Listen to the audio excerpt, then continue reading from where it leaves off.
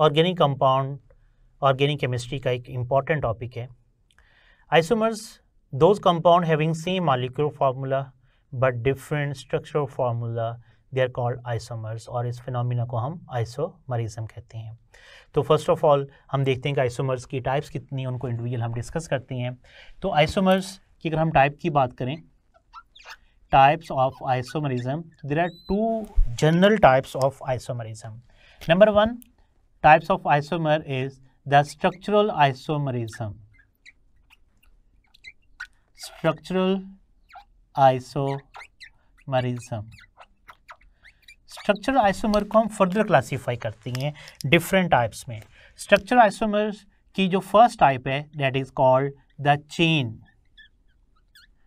और skeletal, chain और skeletal isomerism.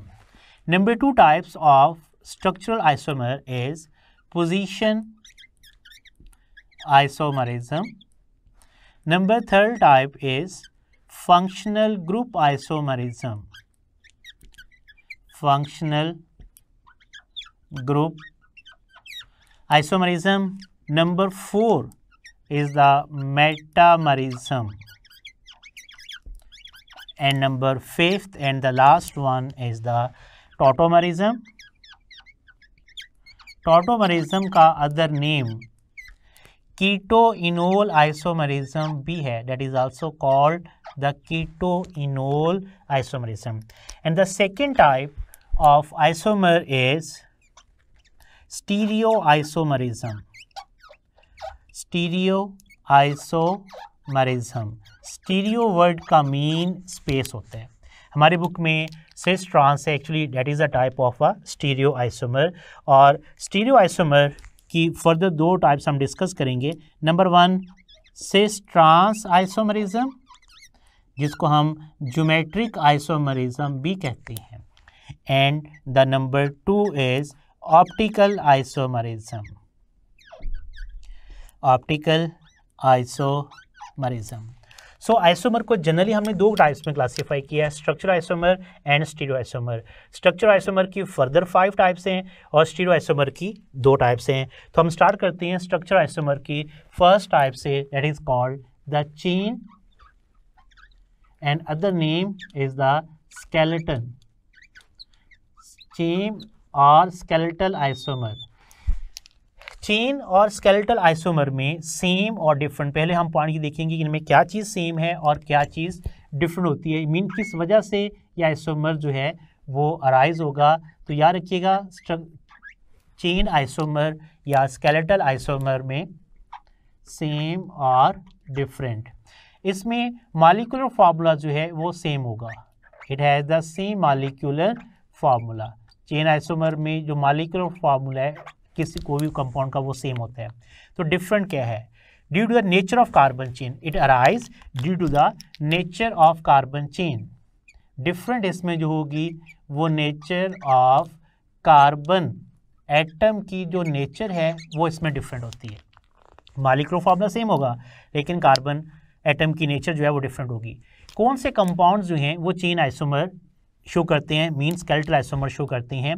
Alkane can show the skeletal isomer, alkyne भी show कर सकते हैं, अल्काइन भी शो कर सकते हैं, अल्कोहल भी शो कर सकते हैं, मीन कार्बन की चेन जो है उसमें डिफरेंट होगी। अब अल्कीन में कौन कौन से हैं? अल्कीन में n alkane, it show isomer, n alkane show the isomer with isoalkane. Alkane और आइजो अल्केन जो हैं ये आपस में चेन आइसोमर शो करेंगे, और यही with neo alkane also show the chain isomer. Mean अब इसकी अगर हम एग्जाम्पल देखें, एन पेंटेन, नियोपेंटेन, आइसोपेंटेन, ये एग्जाम्पल्स हैं किसकी? चेन आइसोमर की। Similar butylene, isobutylene also example of chain isomer. Number 2, ये नंबर 1 हमने चेन आइसोमर को हमने डिस्कस किया है, और नंबर 2 हम देखते हैं हमारे पास जो है वो पोजीशन आइसोमर है। Second example is the position isomer. Position isomer. Position isomer are those isomer having the same molecular formula, but the different of the position of functional group. Mean इसमें भी हम दोनों चीज़ें देखेंगे कि इसमें क्या चीज़ सेम है और क्या चीज़ डिफरेंट है। पोजीशन आइसोमर में सेम इसमें क्या है और इसमें डिफरेंट क्या है। तो याद रखिएगा पोजीशन आइसोमर जो है इसमें मॉलिक्यूलर फार्मूला तो सेम होगा, इसमें भी मॉलिक्यूलर फार्मूला जो है वो सेम होगा। तो डिफरेंट इसमें क्या होगा, इसमें डिफरेंट होगा position of the functional group. It has the different of position of functional group, इसमें डिफरेंट होगी। बहुत इंपॉर्टेंट पॉइंट है, पोजीशन ऑफ फंक्शनल ग्रुप इसमें जो है वो डिफरेंट होगी। फंक्शनल ग्रुप सेम होगा, मॉलिक्यूलर फार्मूला सेम होगा और इसके साथ साथ फंक्शनल ग्रुप भी सेम होगा। तो डिफरेंस क्या होगा, difference is the only position of functional group. अब बहुत इंपॉर्टेंट पॉइंट है, याद रखिएगा पोजीशन आइसोमर वो तमाम फंक्शनल ग्रुप शो कर सकते हैं जिनकी पोजीशन के लिए हम नंबर यूज़ करते हैं। 1 क्लोरोपेंटेन, 2 क्लोरोपेंटेन, 1 हेक्सानोल, 2 हेक्सानोल, 1 ब्यूटीन, 2 ब्यूटीन, ये सब के सब पोजीशन आइसोमर शो कर सकते हैं। तो हम देखते हैं कौन कौन से फंक्शनल ग्रुप जो है वो पोजीशन आइसोमर शो कर सकते हैं एग्जाम्पल में। तो याद रखिएगा पोजीशन आइसोमर अल्कीन शो कर सकते हैं। अल्कीन में क्या है, 1 पेंटीन, 2 पेंटीन पोजीशन आइसोमर है। अल्काइन शो कर सकते हैं, अल्काइन में कैसे शो करेंगे, 1 hexyne, 2 hexyne, 1 pentyne, 2 pentyne, all are the position isomer. Similar RX alkyl halide show कर सकते हैं, alkyl halide and similar ROH alcohol show कर सकते हैं। मीन बहुत सारे कंपाउंड्स हैं जो पोजीशन आइसोमर शो कर सकते हैं। अब यहाँ पर एक एक्सेप्शनल केस है कि कौन से कंपाउंड जो हैं वो पोजीशन आइसोमर शो नहीं करते। तो याद रखिएगा वो functional group that always present at the terminal end, वो ये शो नहीं करते। अब वो कौन से हैं, एल्कानल, एल्कानल क्या है, एल्डिहाइड, तो एल्डिहाइड ये शो नहीं करते, ठीक है। और एल्कानोइक एसिड, अब एल्कानोइक एसिड क्या है, एल्कानोइक एसिड कार्बोक्सिलिक एसिड है, ये दोनों जो हैं हमेशा टर्मिनल एंड पर पाए जाते हैं। दैट्स वाई जो फंक्शनल ग्रुप टर्मिनल एंड पर पाई जाती हैं वो पोजीशन आइसोमर शो नहीं कर सकते। पोजीशन आइसोमर के लिए मॉलिक्यूलर फार्मूला सेम होना चाहिए, फंक्शनल ग्रुप सेम होना चाहिए, just is the difference of position of functional group different होनी चाहिए। बहुत सिंपल है, alkyne, alkyne, alcohol ketone show करते हैं, जबकि अल्कानल और अल्कानोइक एसिड जो हैं ये पोजीशनल आइसोमर शो नहीं करते। दे can not show the positional isomer. Next हम देखते हैं number 3 isomer, functional group isomerism, which is very important. Functional group isomerism, तो फर्स्ट ऑफ ऑल हम देखते हैं कि फंक्शनल ग्रुप में क्या सेम होगा और क्या डिफरेंट होगा। एज इट्स नेम इंडिकेट, इसमें फंक्शनल ग्रुप ही डिफरेंट है, तो सेम मॉलिक्यूलर फार्मूला इसमें जो है वो सेम होगा और इसमें जो फंक्शनल ग्रुप है वो डिफरेंट होगा। So in functional group isomer molecular formula will be the same, इसमें मॉलिक्यूलर फार्मूला सेम होगा और फंक्शनल ग्रुप इटसेल्फ इसमें डिफरेंट होगा। समटाइम इसको आइडेंटिफाई करना बहुत आसान होता है कि जो आपके पास ऑप्शन दी गई हैं, जो स्टेटमेंट में स्ट्रक्चर दिया गया और जो ऑप्शन में दी गई हैं, तो स्टेटमेंट का मॉलिक्यूलर फार्मूला फाइंड करें और ऑप्शन में से किसी ए का मॉलिक्यूलर फार्मूला वही उसके इक्वल होगा और किसी का नहीं होगा जिसका फंक्शनल ग्रुप डिफरेंट होगा। So have the same molecular formula but different functional group. So next हम देखते हैं कि कौन कौन से कंपाउंड जो हैं जो फंक्शनल ग्रुप आइसोमर जो है वो शो कर सकते हैं।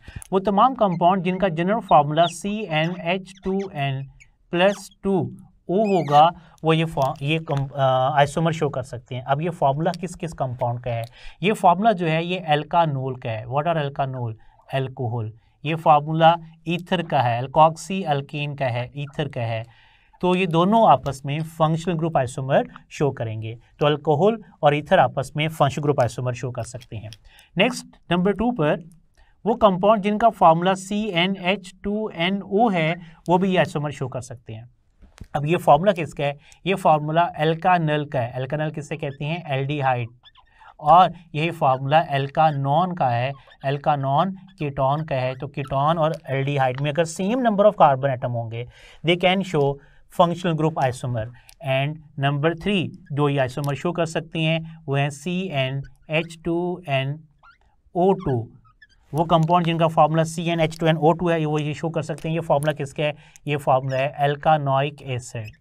एल्कानोइक एसिड, कार्बोक्सिलिक एसिड का ये फार्मूला है और यही फार्मूला एस्टर का फार्मूला है। सो एस्टर और कार्बोक्सिलिक एसिड भी आपस में फंक्शनल ग्रुप आइसोमर शो कर सकते हैं। सो आपको स्टेटमेंट में जो देखना है तो इसी के साथ हम क्वेश्चन भी डिस्कस करते हैं।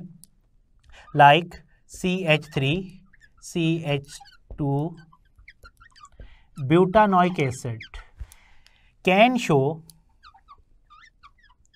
functional group isomer with which of the following compound. We know that carboxylic acid है तो किसके साथ शो करेगा? डेफिनेटली एस्टर के साथ शो करेगा, इसके अलावा और किसी के साथ शो नहीं कर सकता। So alpha option is methyl acetate which is a ester. Beta option is butanal. Butanal क्या है? एल्डिहाइड है, तो ब्यूटानल एल्डिहाइड के साथ तो ये शो नहीं करेगा। So Charlie option is ethyl acetate और delta option is pentanone. Pentanone क्या है? कीटोन है, ठीक है, तो कीटोन के साथ भी शो नहीं करेगा। तो अगर आप इसमें देखें टोटल कार्बन कितने हैं? 1 2 3 4, तो 4 कार्बन का एस्टर आपको चाहिए। तो एस्टर आपके पास ऑप्शन में 2 हैं, अल्फा और चार्ली में एस्टर है।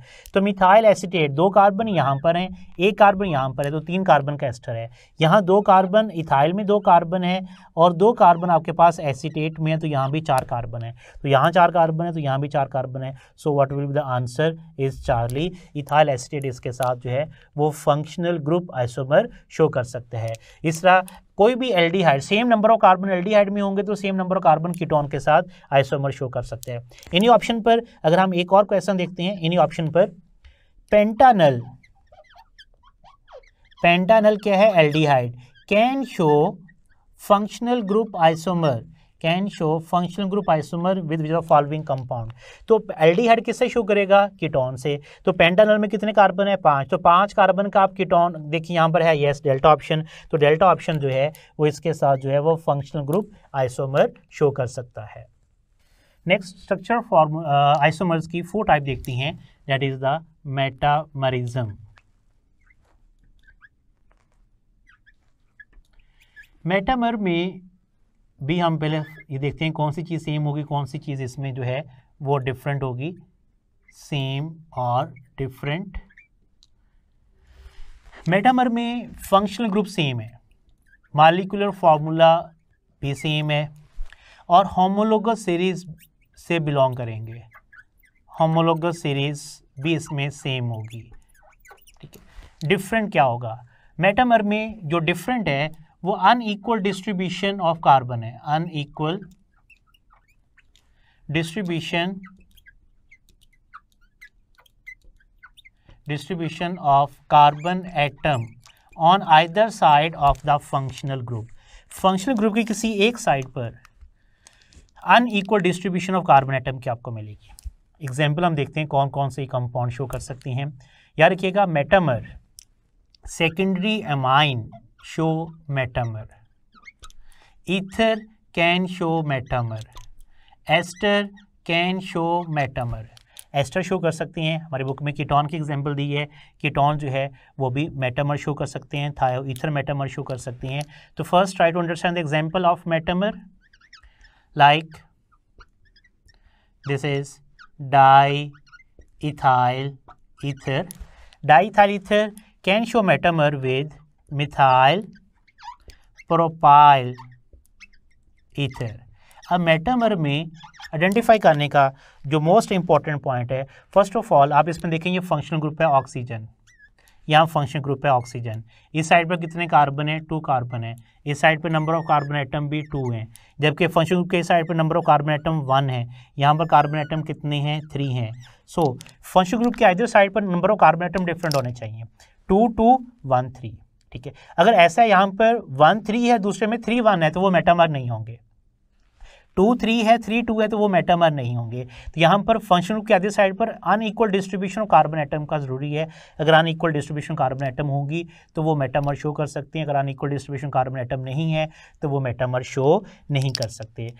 नेक्स्ट टाइप हम देखते हैं, 5th type is the tautomerism. Tautomerism का other name of tautomer is keto enol isomerism. Keto enol isomerism. याद रखिएगा टॉटोमर में या कीटोइनोल आइसोमर में transfer of proton from one atom to other atom within a molecule, यहाँ पर transfer of proton होता है, ट्रांसफर ऑफ प्रोटॉन, प्रोटॉन इसमें जो है वो ट्रांसफर होगा from one atom to other atom within a molecule, उसे हम कहते हैं टॉटोमर और कीटोइनोल आइसोमर। लाइक एग्जांपल हम इसमें देखते हैं vinyl alcohol, this example of vinyl alcohol. Vinyl alcohol में प्रोटॉन ये प्रोटॉन जो है ये ट्रांसफ़र होगा इस एटम से इस एटम में, ठीक है। तो इसमें जब प्रोटॉन शिफ्ट होगा तो चेंज होगा CH3 C double bond O and H में एसिटाल्डिहाइड में। So shifting of proton from one atom to other atom within a molecule is called tautomer. अब इसे हम कीटोइनोल क्यों कहते हैं? यहाँ पर है विनाइल अल्कोहल, अगर विनाइल अल्कोहल के अलावा अगर आप कोई अल्कोहल लोगे, कोई भी अल्कोहल आप लेते हैं इसके अलावा, लाइक अब यहाँ पर है CH2COH और यहाँ पर आपके पास है R, ठीक है। अब इसमें प्रोटॉन ये शिफ्ट हो रहा है, इस एटम से इस एटम पर प्रोटॉन शिफ्ट होगा, तो आपके पास जो प्रोडक्ट होगा, प्रोडक्ट में आपको हमेशा कीटोन मिलेगा, प्रोडक्ट में आपको कीटोन मिलेगा। That's what is called the keto enol isomer. और सेकंड एग्जांपल हमारे बुक में जो दी हुई है वो ज्विटर आयन की है, जिसमें प्रोटॉन शिफ्ट हो रहा है अमीनो एसिड में। यहाँ पर हमारे पास 5 क्लासिफिकेशन थी, वो कंप्लीट हुई है। नेक्स्ट हम देखते हैं स्टीरियो आइसोमर। तो स्टीरियो आइसोमर जो हैं, स्टीरियो आइसोमर की 2 टाइप्स हम देखेंगे, cis trans isomer and optical isomerism. तो स्टीरियो आइसोमर, स्टीरियो वर्ड का मीन क्या है? याद रखिएगा स्टीरियो वर्ड का मीन है स्पेस, और स्पेस में एक्चुअली ये रोटेशन है। तो इसका जो फर्स्ट आइसोमर है that is cis trans isomerism, cis trans या अदर नेम इसका है geometric isomerism. Cis trans isomer या ज्योमेट्रिक आइसोमर, इसमें क्या होगा कि स्पेस में डबल बॉन्डेड के अक्रॉस सेम या डिफरेंट ग्रुप आपको मिलेंगे, ठीक है। तो एक साइड पर सेम होंगे तो वो सिस होगा, अगर ऑपोजिट साइड पर सेम ग्रुप लगे होंगे तो वो ट्रांस होगा। तो याद रखिएगा सिस ट्रांस आइसोमर जो है ये कार्बन डबल बॉन्ड कार्बन वाले कंपाउंड जो हैं वो शो करते हैं। जहाँ पर कार्बन डबल बॉन्ड कार्बन होगा उसमें पाई बॉन्ड होगा, और जब तक पाई बॉन्ड होगा तो वो रोटेशन पॉसिबल नहीं है। जब पाई बॉन्ड ब्रेक होगा तो रोटेशन पॉसिबल है। तो सिंगल बॉन्ड में रोटेशन हो सकती है, डबल बॉन्ड में रोटेशन पॉसिबल नहीं है, ठीक है। तो अगर डबल बॉन्ड है तो उसमें रोटेशन पॉसिबल नहीं है, तो जो ग्रुप लगे जिस साइड पर होंगे उसी साइड पर वो ग्रुप रहेंगे। लाइक हम एग्जाम्पल देखते हैं CH3, यहाँ भी हमारे पास CH3 है, H है और H है।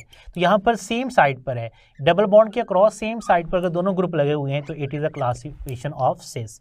और अगर डबल बॉन्ड के ऑपोजिट साइड पर आपको ग्रुप मिलेंगे, लाइक दिस अगर आपको ग्रुप मिल रही हैं, so it is a type of a trans. तो यहाँ पर हमारे पास ऑपोजिट एंड पर ये दोनों ग्रुप मिल रही हैं, so it is a classification of trans. तो याद रखिएगा टर्मिनल अल्कीन्स जो हैं वो ये ग्रुप ये शो नहीं करती। Terminal alkenes 1 pentene 1 pentene 1 hexene 1 octene ये शो नहीं करती। समटाइम हमारे पास ऑप्शन इतनी सिंपल होती है तो हम उनमें से वैसे बता सकते हैं कि कौन सा इसमें शो करता है कौन सा शो नहीं करता। लाइक अल्फा ऑप्शन है 1 ब्यूटीन, बीटा ऑप्शन है हमारे पास 2 हेक्सीन, चार्ली ऑप्शन हमारे पास है N hexene, and delta option हमारे पास है 3 पेंटाइन। तो अगर आपसे पूछा जाए इन ऑप्शन पर which can show cis trans isomer, तो इन ऑप्शन पे आपने बताना है can show cis trans isomer, इनमें से कौन सा सिस ट्रांस आइसोमर शो कर सकते हैं। तो याद रखिएगा सिस ट्रांस किसकी प्रॉपर्टी है? डबल बॉन्ड की, और डबल बॉन्ड हमारे पास 2 हैं, 1 ब्यूटीन भी है 2 हेक्सीन भी है। तो मैंने अभी आपको एक पॉइंट बताया कि टर्मिनल अल्कीन्स आइसोमर शो नहीं करती। तो इसका आंसर क्या होगा? बीटा 2 हेक्सीन शो कर सकती है, 2 पेंटीन शो कर सकती है, 2 ब्यूटीन शो कर सकती है। यूजली टर्मिनल अल्कीन शो नहीं करती। हाँ, अगर कोई फंक्शन ग्रुप आ जाए टर्मिनल एंड पर, हेलोजन है या हाइड्रोक्सिल ग्रुप है, तो वो शो कर सकती हैं। समटाइम इस तरह के ऑप्शन में पेंटाइन ट्रिपल बॉन्ड है शो नहीं करेगा, हेक्सीन सिंगल बॉन्ड है वो शो नहीं करेगा। सो क्या शो कर सकते हैं? 2 हेक्सीन जो है वो ये आइसोमर शो कर सकती है। सिमिलर इसी का सेकेंड पार्ट जो है that is optical isomerism. Optical isomer. Optical isomer वैसे तो एक लेंथी आइसोमर है, लेकिन हमारी बुक में इसको डिस्कस सिर्फ एमडी कैट के या एंटी टेस्ट के लेवल पर जो हमने इसको डिस्कस किया हुआ है ई कैट के लेवल पर। तो ऑप्टिकल आइसोमर में सबसे पहले आपको कंसेप्ट होना चाहिए कायरल कार्बन एटम का, कि what is chiral carbon atom. ऐसा कार्बन एटम जो अपने अलावा 4 डिफरेंट एटम या ग्रुप ऑफ एटम्स या फंक्शनल ग्रुप से अटैच है, उसे हम कायरल कार्बन एटम कहते हैं। और सेकंड पॉइंट जो आपने याद रखना है, जिन कंपाउंड में कायरल कार्बन एटम होगा वो ऑप्टिकली एक्टिव कंपाउंड्स होंगे, ठीक है। जिन कंपाउंड में कायरल कार्बन एटम होगा they are optically active compound. Like इसकी अगर मैं बात करूं तो यहाँ पर एक कार्बन एटम ऐसा है जिसके साथ 4 डिफरेंट एटम्स अटैच हैं। अगर आप इस एटम को देखें, इस कार्बन एटम को, इसमें एक साइड पर कार्बोक्सिलिक ग्रुप है, अमाइन ग्रुप है, हाइड्रोजन है और मिथाइल ग्रुप है। So this carbon atom is the chiral carbon atom. और जिस कंपाउंड में कायरल कार्बन एटम होगा वो ऑप्टिकली एक्टिव कंपाउंड्स होंगे। इसमें सिर्फ आपको इतना याद रखना है, ऑप्टिकल आइसोमर में those compound which have a chiral carbon atom they are optically active compound. जैसे आपके सामने मैंने एग्जांपल डिस्कस की है, अगर एक ही कंपाउंड में कायरल कार्बन एटम भी आ जाए और उसमें डबल बॉन्ड से ट्रांस की प्रॉपर्टी भी पाई जाए तो वो दोनों टाइप का आइसोमर हो सकते हैं। वो ऑप्टिकल आइसोमर भी शो कर सकता है, वो सिस ट्रांस भी शो कर सकता है। लेकिन ऑप्टिकल आइसोमर में कायरल कार्बन एटम अगर मौजूद है तो वो ऑप्टिकली एक्टिव है, अगर कायरल कार्बन एटम नहीं है तो वो ऑप्टिकली इनएक्टिव है। लाइक वन एग्जाम्पल, अगर हम इस एग्जाम्पल की बात करें तो इसमें आपको डिफरेंट फंक्शनल ग्रुप तो नज़र आ रहे हैं, ठीक है। एक इसमें हाइड्रोक्सिल है, अमाइन है, NH2 ग्रुप लगा हुआ है, लेकिन इस कार्बन के साथ 2 आपको सिमिलर फंक्शनल ग्रुप नजर आ रहे हैं। एक साइड पर मिथाइल है, यहाँ भी मिथाइल है। So this carbon atom is not the chiral carbon atom. जब ये कायरल कार्बन एटम नहीं है तो ये ऑप्टिकली एक्टिव कंपाउंड भी नहीं होगा। तो ऑप्टिकल आइसोमर में सिर्फ आपको कायरल कार्बन एटम फाइंड करना है, और अगर कायरल कार्बन एटम आपने फाइंड कर लिया तो वो ऑप्टिकली एक्टिव कंपाउंड होगा। Important with respect to understand the organic reactions. अगर आपने ऑर्गेनिक रिएक्शन का मैकेनिज्म या टाइप्स ऑफ ऑर्गेनिक रिएक्शन को स्टडी करना है तो आप इनके बेसिक कॉन्सेप्ट के बगैर, इलेक्ट्रोफाइल, न्यूक्लियोफाइल और फ्री रेडिकल के बगैर आप ऑर्गेनिक रिएक्शंस के मैकेनिज्म और उनका टाइप्स ऑफ रिएक्शन को स्टडी करना मुश्किल है। तो हम इनके बारे में कुछ बेसिक चीज़ें कि इलेक्ट्रोफाइल, न्यूक्लियोफाइल कितनी टाइप्स के होती हैं, क्या उनकी नेचर है, ठीक है, फिर उनकी एग्जांपल हम डिस्कस करते हैं। स्टार्ट करते हैं न्यूक्लियोफाइल से। Nucleophiles are called the electron rich species, mean वो species that have electron to donate, ठीक है, जिनके पास इलेक्ट्रॉन होता है डोनेट करने के लिए। इलेक्ट्रॉन रिच स्पीशीज हम इन्हें कहते हैं, ठीक है, because they have the electron to donate, they have electron to donate, donate करने के लिए इनके पास इलेक्ट्रॉन है। That's why they are called, they are known as Lewis bases, इन्हें हम लेवर्स बेसिस कहते हैं। Nucleophiles are known as Lewis bases. Nucleophile की अगर हम टाइप्स की बात करें तो 2 तरह के न्यूक्लियोफाइल्स होती हैं, एक न्यूट्रल न्यूक्लियोफाइल्स होंगे और एक नेगेटिवली चार्ज न्यूक्लियोफाइल्स होंगे। सेकंड पॉइंट हम देखते हैं types of nucleophile.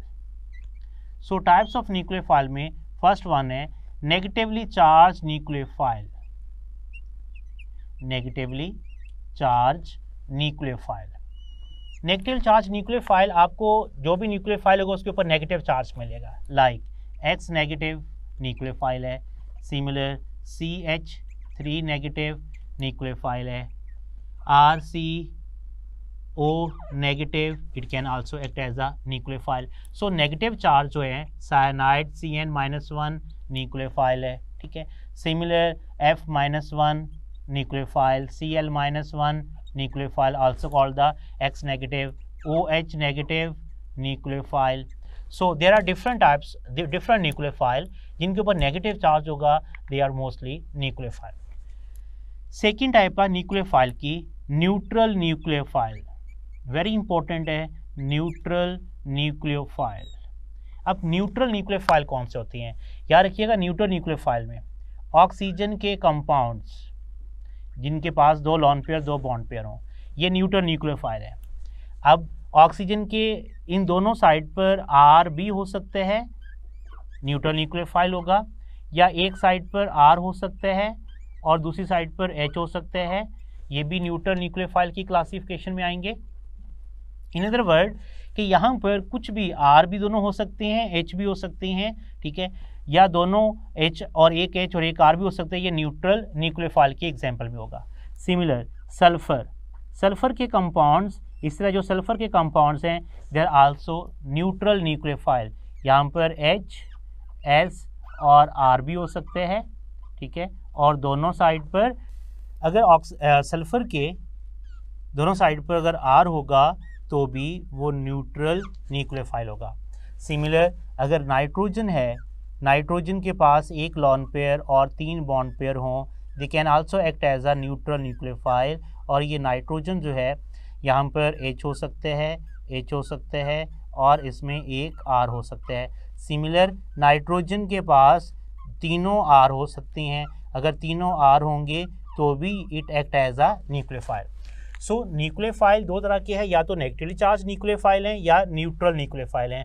So oxygen के कंपाउंड, सल्फर के कंपाउंड और नाइट्रोजन के compound usually they act as a neutral nucleophile.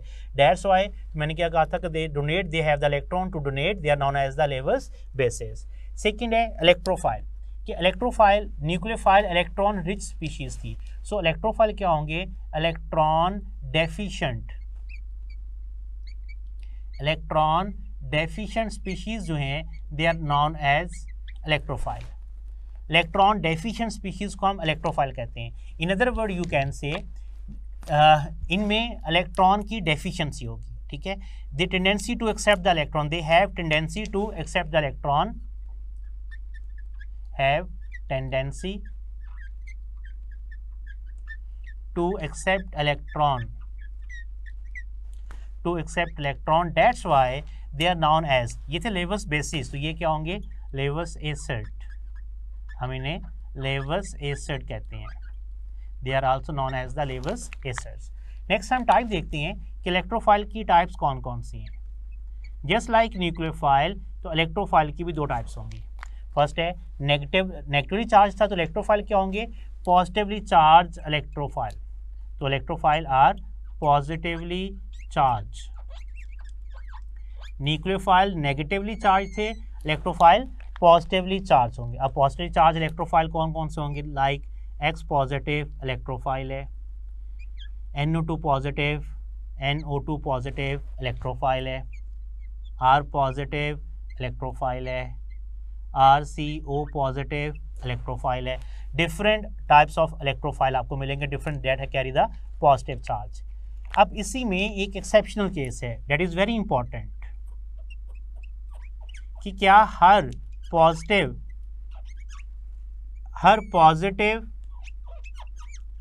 Atom या ग्रुप ऑफ एटम इलेक्ट्रोफाइल होगा, हर पॉजिटिव ग्रुप ऑफ एटम या वो इलेक्ट्रोफाइल नहीं होता, ठीक है।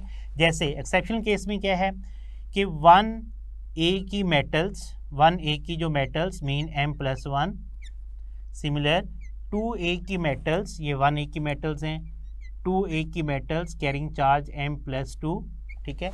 एंड सिमिलर 3A की मेटल्स जैसे M+3 लाइक एल्यूमिनियम Al+3 की एग्जांपल है। And similar ammonium ion NH4 positive और hydronium ion H3O positive, they are not electrophile, ये इलेक्ट्रोफाइल नहीं है। Either they are carry positive charge but they are not electrophile. अब ये electrophile क्यों नहीं है, बिकॉज इनका जो वैलेंस शेल है वो ऑक्टेट है, they have octet state, have octet state, ये ऑक्टेट स्टेट रखते हैं, दैट्स व्हाई इनके वैलेंस शेल में 8 इलेक्ट्रॉन है, so they can not act as a electrophile. Either they are positively charged species but they are electrophile, they are not electrophile. Next point number 2, ये भी neutral थे और यहाँ भी number 2 type जो होगी ये न्यूट्रल इलेक्ट्रोफाइल की होगी।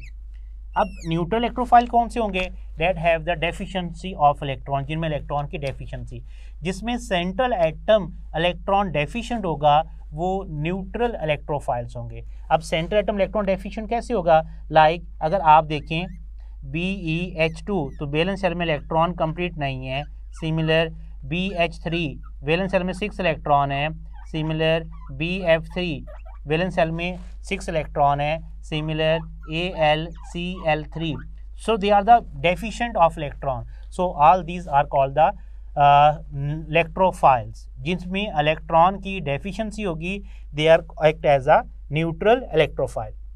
अब इसमें next important point, there are some species that can act as a both electrophile as well as nucleophile. ठीक है, वो कौन से हैं? Both that can act as a both mean वो इलेक्ट्रोफाइल भी हो सकती हैं और न्यूक्लियोफाइल भी हो सकती हैं, because they have both centre. उनके पास इलेक्ट्रोफिलिक सेंटर भी होते हैं, उनके पास न्यूक्लियोफिलिक सेंटर भी होता है। Carbon multiple bond with oxygen nitrogen, ठीक है, carbon multiple bond with oxygen nitrogen के साथ जो है they can act as a both, like carbon triple bond nitrogen. ठीक है, so it can act as a both, ये इलेक्ट्रोफाइल भी होगा और न्यूक्लियोफाइल भी होगा।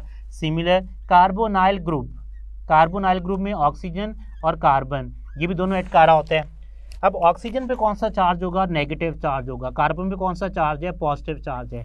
इसके पास दोनों सेंटर है, न्यूक्लियोफिलिक सेंटर और इलेक्ट्रोफिलिक सेंटर। एल्डिहाइड और कीटोन के जो रिएक्शंस हैं वहाँ भी आपने इसके मैकेनिज्म में पढ़ा हुआ है कि इसके पास दोनों सेंटर होते हैं, पॉजिटिव और नेगेटिव। अगर आप यहाँ देखें तो नाइट्रोजन पे कौन सा चार्ज है? नेगेटिव। कार्बन से पे कौन सा होगा? पॉजिटिव। सो इसके पास भी दोनों सेंटर होंगे, इस पे पास भी न्यूक्लियोफिलिक सेंटर भी है और इलेक्ट्रोफिलिक सेंटर भी है। So these are some examples which have act as a both electrophile as well as nucleophile.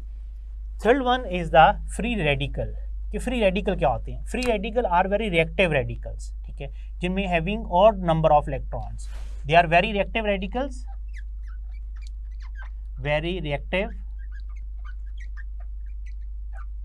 having odd electrons, जिनके पास ऑड नंबर ऑफ इलेक्ट्रॉन्स होंगे, ये वेरी रिएक्टिव रेडिकल्स होते हैं। ठीक है, next point, they are short lived, ये short lived होती हैं। ठीक है, और ओवरऑल अगर हम देखें ओवरऑल कंपाउंड को तो हम इन्हें न्यूट्रल कंपाउंड्स भी कहते हैं कि ये न्यूट्रल कंपाउंड्स है। And they are formed by homolytic fission,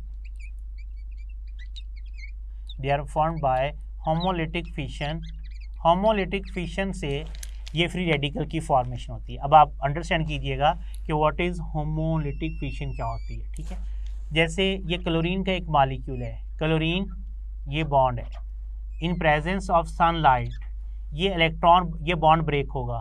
ठीक है, और इस क्लोरीन के पास भी एक इलेक्ट्रॉन होगा और इस क्लोरीन के पास भी एक इलेक्ट्रॉन होगा। जब ये बॉन्ड ब्रेक होगा, ये नॉन पोलर बॉन्ड है। ठीक है, याद रखिएगा होमोलिटिक फिशन जो है ये नॉन पोलर बॉन्ड की ब्रेकिंग से होगी। पोलर बॉन्ड की ब्रेकिंग से आयन बनते हैं, नॉन पोलर बॉन्ड जब ब्रेक होंगे तो होमोलिटिक फिशन होगी।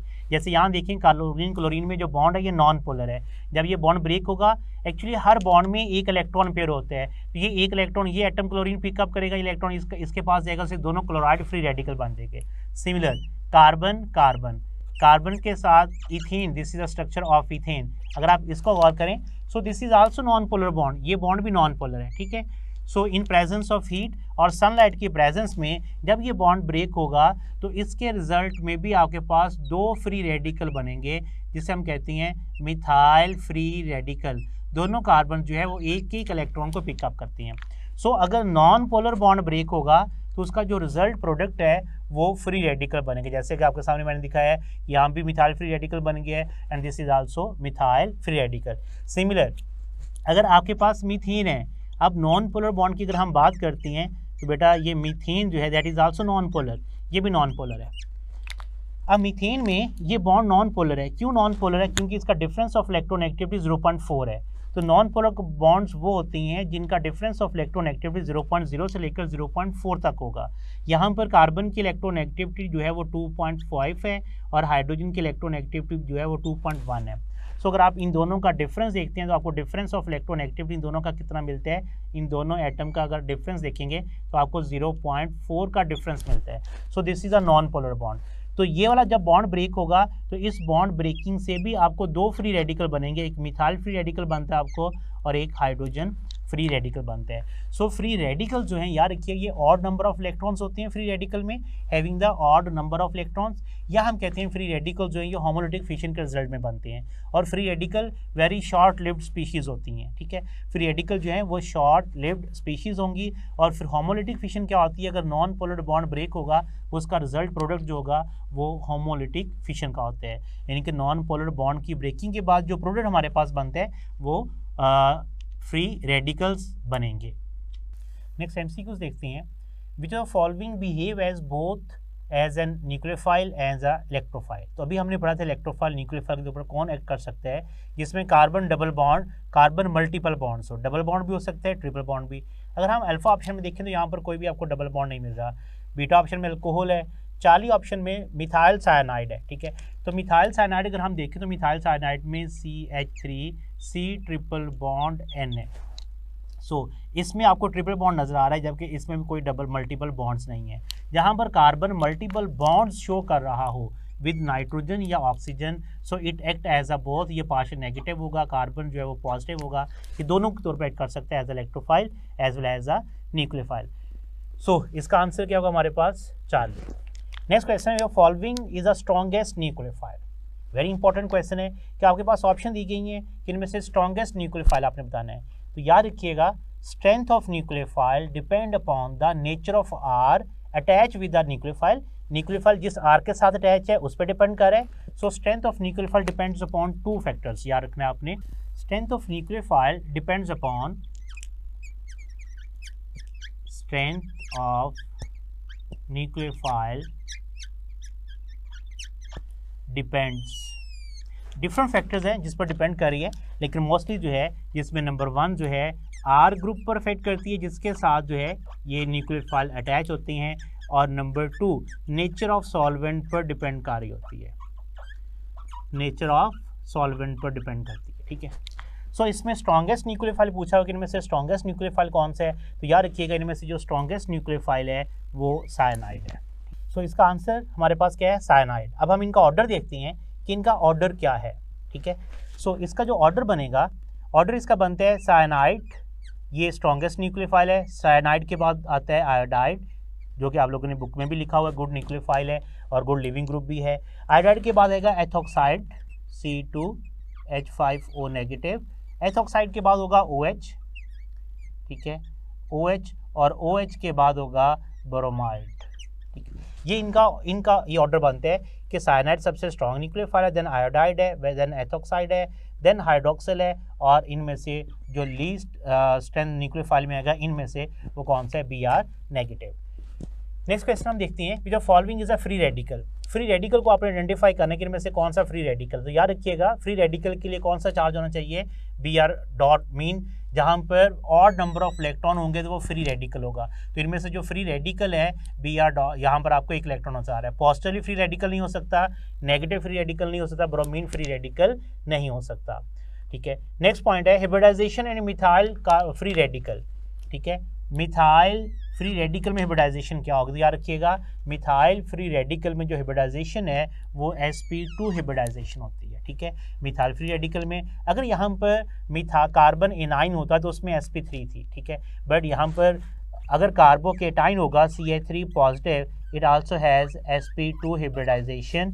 बट अगर यहाँ पर CH3 नेगेटिव होगा कार्बन एनाइन, तो इसमें जो हाइब्रिडाइजेशन होगी वो sp3 हाइब्रिडाइजेशन होगी।